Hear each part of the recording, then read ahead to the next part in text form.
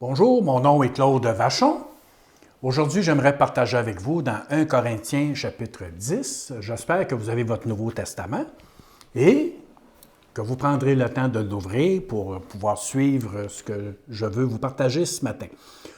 Aujourd'hui, mon sujet, c'est libre de faire tout ce qui nous plaît.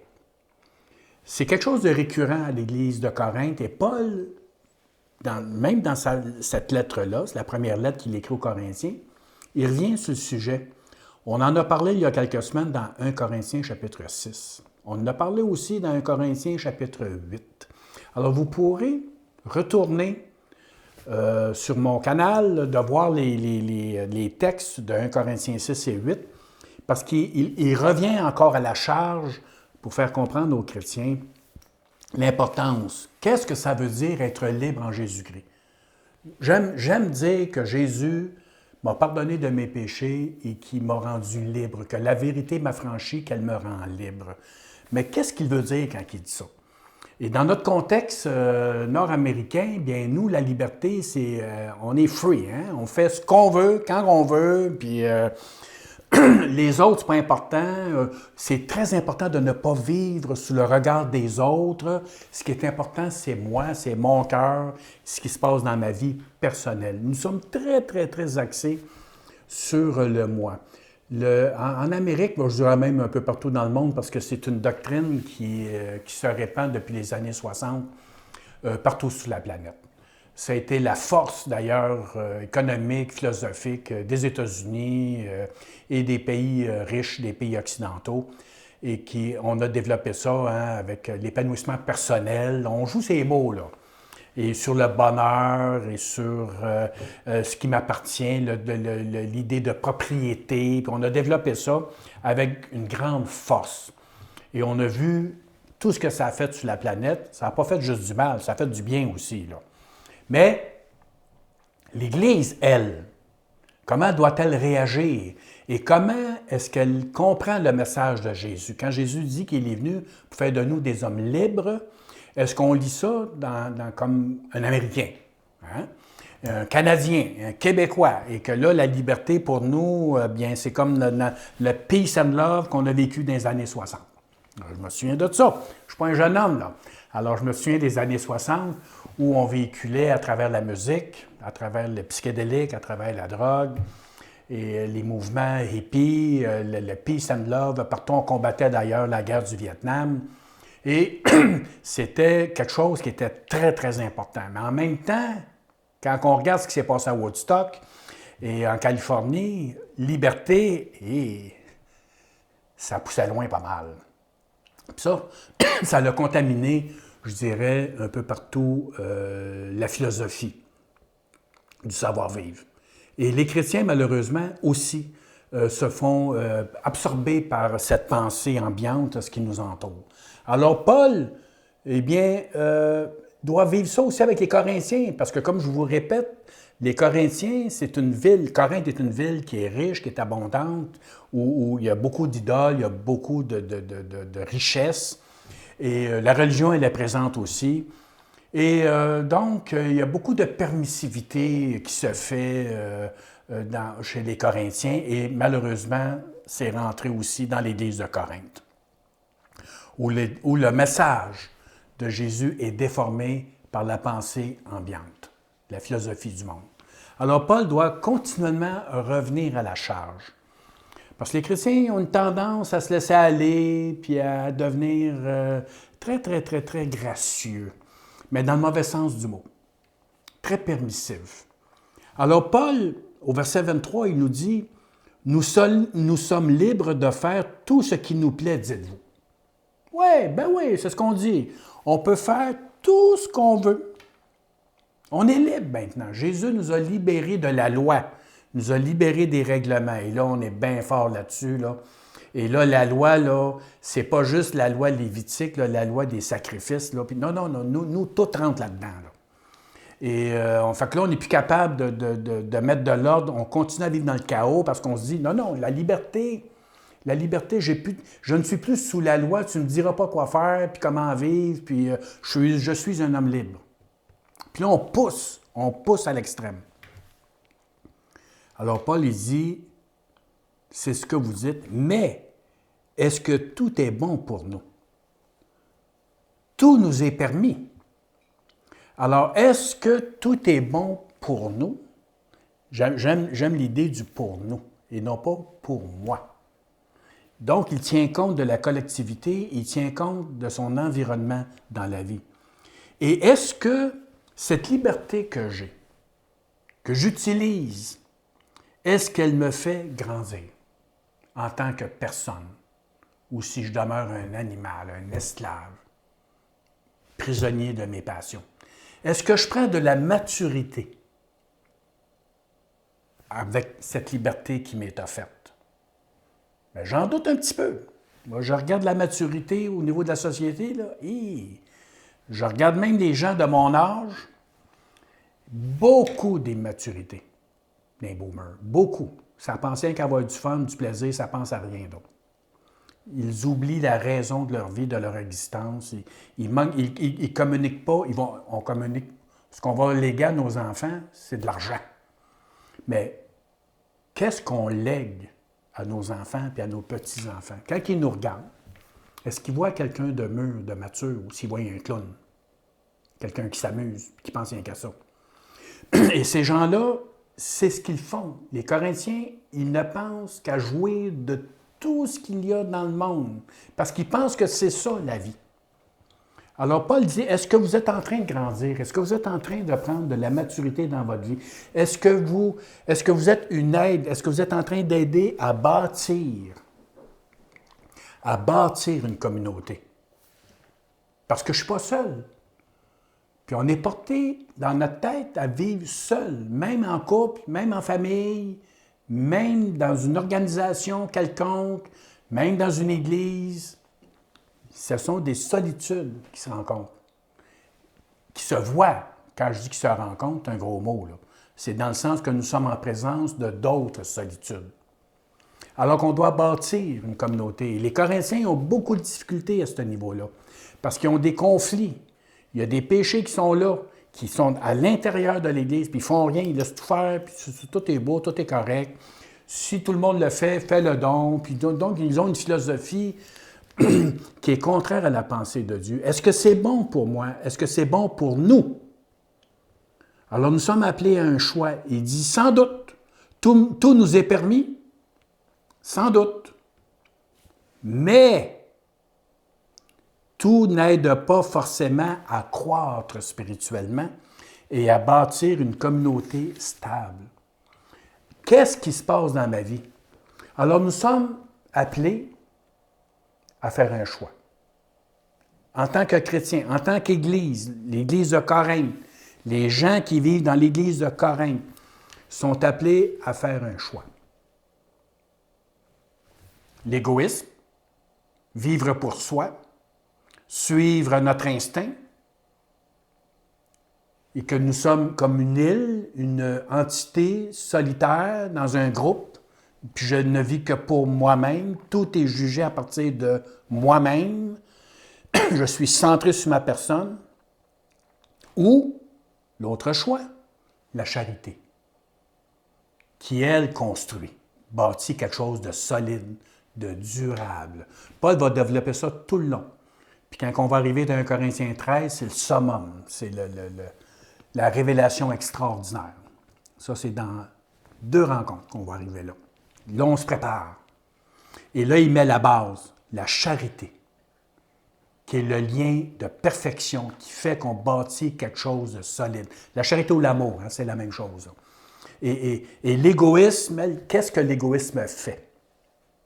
Si je suis centré sur mon ego, que je me laisse contrôler par mon ego, je suis chrétien, mais c'est mon ego qui domine puis qui gère. Eh bien, je suis enchaîné dans le péché, dans la convoitise. C'est ça qui se passe. Fait que la personne qui se dit libre, en réalité, elle ne l'est pas. Elle est esclave de ses habitudes, de ses péchés, de ses convoitises, de ses passions, de ses désirs qui brûlent en dedans, puis que l'âme et le corps suivent constamment. Il est soumis à l'ego. Même les hindouistes et les bouddhistes ont compris ça. Alors nous, les chrétiens, encore plus, on devrait comprendre encore davantage de quoi Paul nous parle. On devrait être au-dessus, plus haut que ces gens-là qui ont découvert ces choses-là. C'est pas normal que les chrétiens vivent comme charnels, naturels et qui sont totalement liés par leur ego, leurs émotions, leurs sentiments. Ça a besoin d'être purifié. Moi, je ne dis pas que les sentiments, c'est mal. Au contraire. Les sentiments, Dieu les a créés. On les a. Mais ils doivent être purifiés, canalisés par l'Esprit de Dieu. Et c'est la charité qui va faire le travail. C'est ça qui fait qu'on va être capable d'en sortir. La charité nous libère de notre moi contrôlant, instable. Parce que nous, on veut tout contrôler. Puis là, bien, quand ça nous échappe, qu'est-ce qui se passe? Hein? Bien, la colère, l'animosité, les conflits, les affrontements, là, tout monte, tout sort. Parce que c'est l'ego qui est blessé. Et l'ego répond. Et si je ne suis pas capable de combler l'ego, il réagit. Et je veux tout bâtir à partir de mes croyances, de moi, de mon moi. Puis je pense que je suis spirituel. Je vous ai parlé l'autre jour de la connaissance parfaite qui est de connaître Dieu. Et c'est ça qui est important. La communion avec Dieu, c'est l'amour. J'aime Dieu, j'aime sa parole, j'aime le Christ. Et il va transformer ma vie et m'amener à aimer et à communiquer. Je suis libre de faire tout ce qui me plaît. Vraiment? C'est ça, être chrétien? C'est ça, la vraie liberté? Mais on continue. Qu'est-ce que l'apôtre Paul nous dit? Il va frapper là-dessus, là. Que chacun de vous, au lieu de ne songer qu'à lui-même et de chercher à jouir de tout ce qui est permis pour son avantage personnel, pense au salut et aux intérêts des autres. Voyez-vous ce que ça fait l'amour, là? Pensez aux autres. Je vis dans une communauté. Si je rentre dans une communauté pour satisfaire mon ego, je vais tout détruire. Les relations vont être défectueuses, il va y avoir de la manipulation, du contrôle et toutes sortes de choses malsaines. Puis les Corinthiens, c'est exactement ce qu'ils vivent. Il y a des conflits là-dedans. Et là, Paul cherche à régler ça. Puis avez-vous fini? Puis il leur montre d'où vient le péché, d'où vient le problème de la fracture qui existe dans l'Assemblée, de la fracture qui existe dans les assemblées. C'est que ce sont des égos qui mènent la barque, au lieu d'être l'Esprit Saint, au lieu d'être le Christ. Fait qu'il dit, au lieu de ne songer qu'à vous, qu'à vos projets, à vos plans, vos objectifs, hein, vos idées, pensez aux autres. Il y a du monde autour de vous. Pensez aux autres. Pensez à leur salut. Pensez à leur guérison. Ce que je dis, ce que je fais, est-ce que ça contribue à la guérison, à la délivrance des gens qui m'entourent? Cela devrait être dans notre cœur. Au lieu que notre ego règne, ça devrait être la charité du Christ qui règne en nous. Le Christ, il est venu pour nous sauver, nous guérir, nous délivrer. Il est mort sur la croix.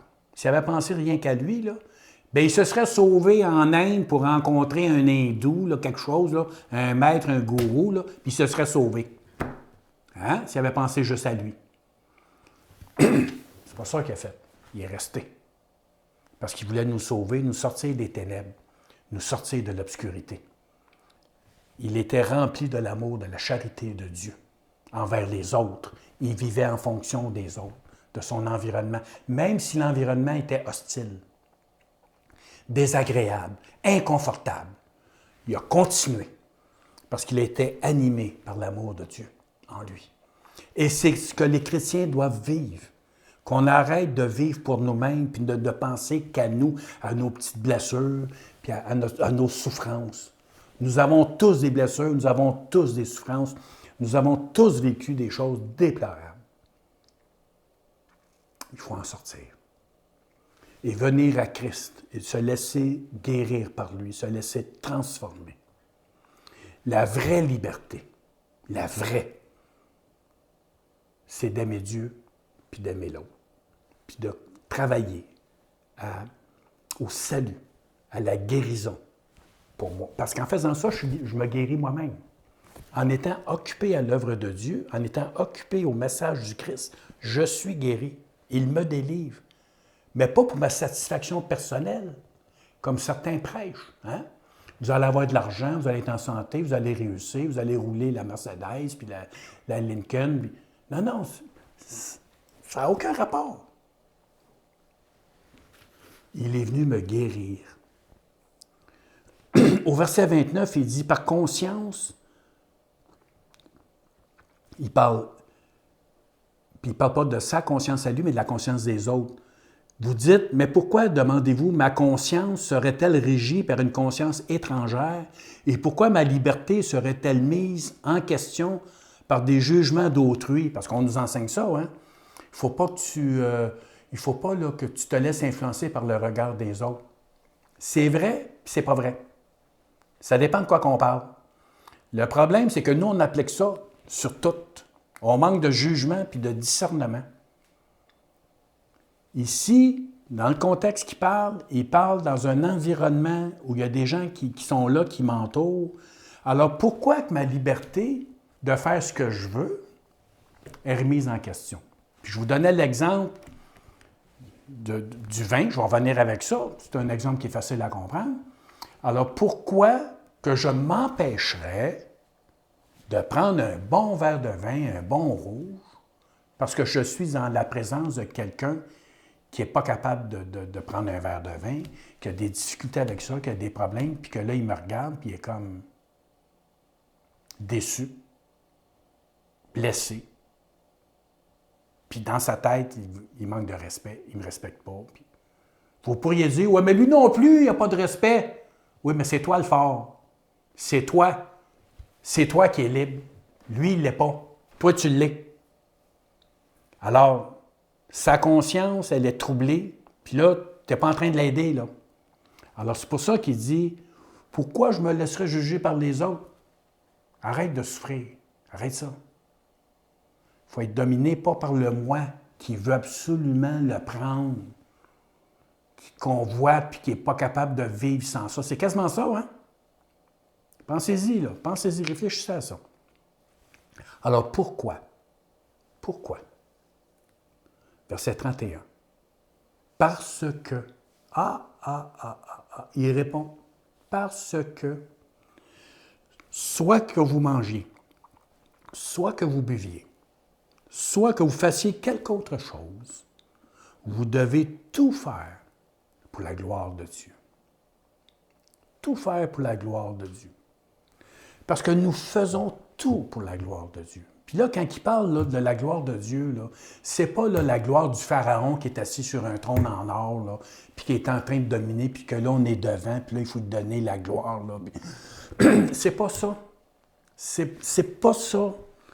Quand on fait tout pour la gloire de Dieu, c'est dans le sens qu'on ne fait pas d'ombrage à sa bonté, à sa miséricorde, à sa grâce, à son amour passionné pour les perdus.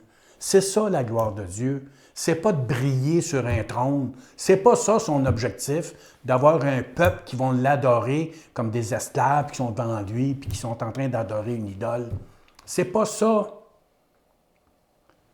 Nous sommes en train d'adorer quelqu'un de fantastique, qui est rempli de grâce, de bonté, de miséricorde.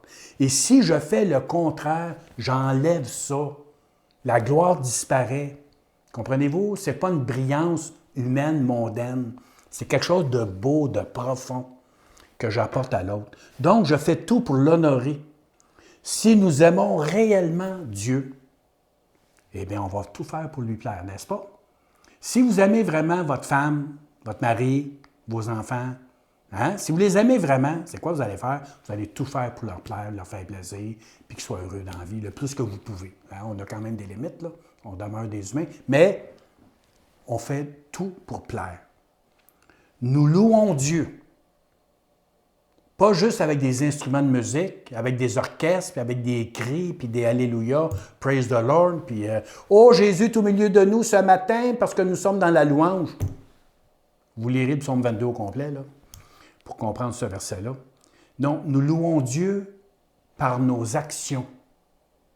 La manière de vivre, notre manière de vivre, c'est ça, louer Dieu. Quand je suis dans le monde, quand je suis à l'Église, peu importe ce que je suis, mes actions louent le Seigneur. Parce que là, ça démontre, ça montre aux autres qui il est. C'est comme ça qu'il se révèle. Alors, il se révèle à travers nous. Donc, le moi, là, lui, il est égoïste. Lui, il veut briller. Lui, il pense à lui. Alors qu'on devrait penser à l'autre, avec un grand A. Et lui se sert de nous pour toucher les cœurs autour de nous. C'est ce qu'il va développer là-dedans. Parce que là, il dit, peu importe ce que je fais, fais-le pour la gloire de Dieu, pour révéler sa présence. Il faut donc, verset 32, il faut donc que rien dans votre comportement ne soit un sujet de scandale ou une occasion de chute, ni pour les Juifs, ni pour les païens, ni pour les membres de l'Église de Dieu. Rien. Rien. Puis quand on pêche, quand on manque notre coup, parce que ça va arriver, là, malheureusement. Moi, ça m'est arrivé, puis solide.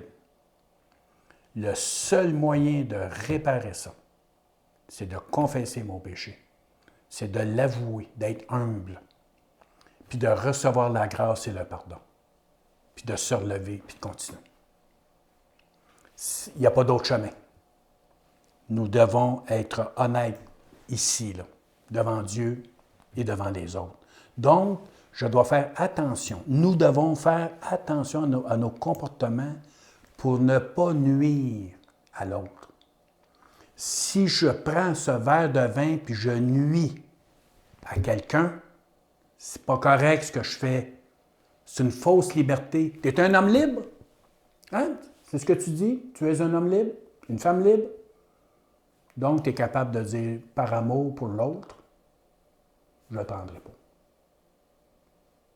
Parce que je veux l'aimer, je ne veux pas être un obstacle. Il ne faut pas devenir un obstacle pour l'autre. Et ce qui est intéressant ici, dans ce verset-là, c'est que tout le monde est inclus.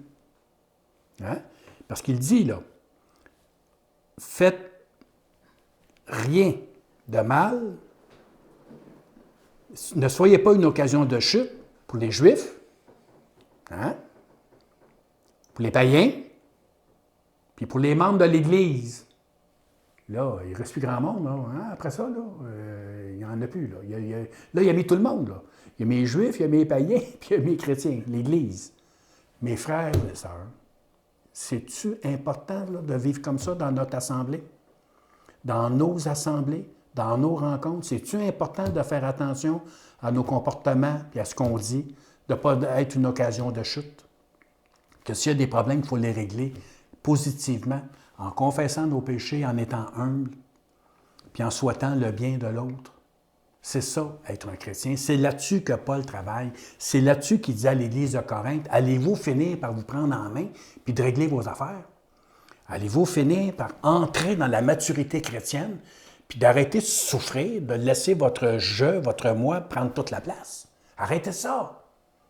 Parce que ça crée des mauvais comportements. C'est laid. C'est laid, ces choses-là. Donc, il faut demander au Seigneur de nous pardonner puis de nous purifier de ces mauvais comportements-là. C'est vrai pour les Juifs, je dois les respecter leurs croyances. Et si j'invite un Juif chez nous, là, je vais-tu faire par exprès pour faire du porc? Hein? Vas-tu faire par exprès pour le provoquer? Ben non, je vais respecter ses coutumes. Puis je vais le recevoir comme un Juif. Je ne suis pas en train de faire un compromis. Je le respecte.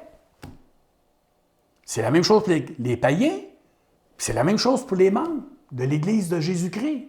Je les respecte. Je vis en fonction de ça. Quel est le but? Je termine avec le verset 33. C'est d'après ces principes que j'agis moi-même. Je m'efforce en toutes circonstances de m'adapter à tous les hommes en tenant compte de leurs opinions, de leurs désirs et de leurs intérêts. Là, on parle de quelqu'un qui s'intéresse aux autres, hein? Il s'intéresse aux autres. Leurs opinions, leurs désirs, leurs intérêts. Je ne considère pas ce qui me serait agréable. ou avantageux, mais je pense aux multitudes d'hommes perdus cherchant à les conduire au salut. Je trouve ça tellement beau parce que ça donne une raison à ta liberté chrétienne, qui n'est pas la liberté de faire ce que je veux, quand je veux, n'importe quand, n'importe où, puis de me permettre des mauvais comportements puis des mauvaises attitudes. Paul, il nous dit d'arrêter ça, puis de tenir compte des gens qui nous entourent, d'être respectueux des gens qui nous entourent, d'arrêter de blasphémer, d'arrêter de crier après le monde, puis de les jeter en enfer, puis de les traiter de toutes sortes de choses parce qu'ils ne sont pas comme nous. C'est contraire à l'Évangile. Le Christ n'a jamais fait ça. Puis il nous demande de le suivre. Puis l'apôtre Paul, il dit, là, je fais tout en toutes circonstances, j'essaye de m'adapter, hein, je m'efforce. Fait qu'il ne réussit pas tout le temps, là. Ça, c'est normal, là. Mais il s'efforce de s'adapter. Puis il ne cherche pas ce qui est agréable ou avantageux pour lui.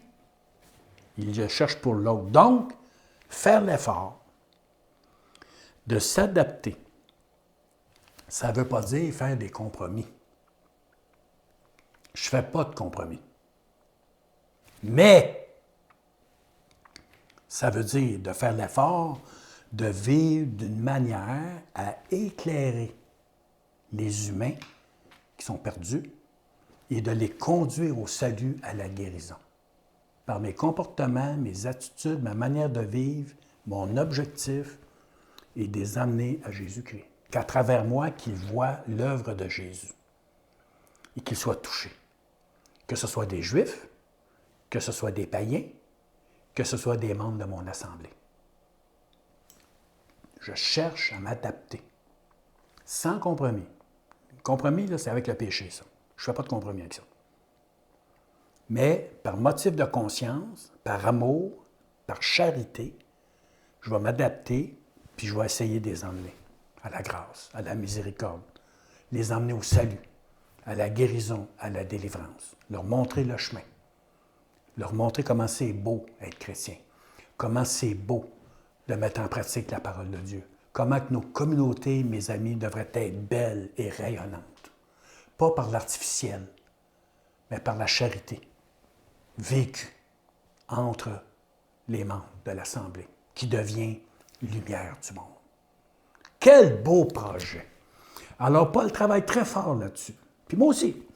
Et pour que l'Église de Corinthe et que l'Église du Québec entrent dans ce plan parfait, ce projet fantastique que Dieu a pour l'Église et pour l'humanité entière. Que son nom soit béni. Que le Seigneur vous bénisse abondamment. Vous pouvez nous suivre sur l'essentiel.ca, essentiel avec un C. Si vous avez aimé ce message, réécoutez-le, méditez, réfléchissez, demandez au Saint-Esprit de vous éclairer et vous pouvez le liker et le partager au maximum de personnes pour que cette joyeuse nouvelle soit annoncée à un maximum de personnes. Que le Seigneur soit avec vous, soyez bénis au nom de Jésus et je vous dis à bientôt.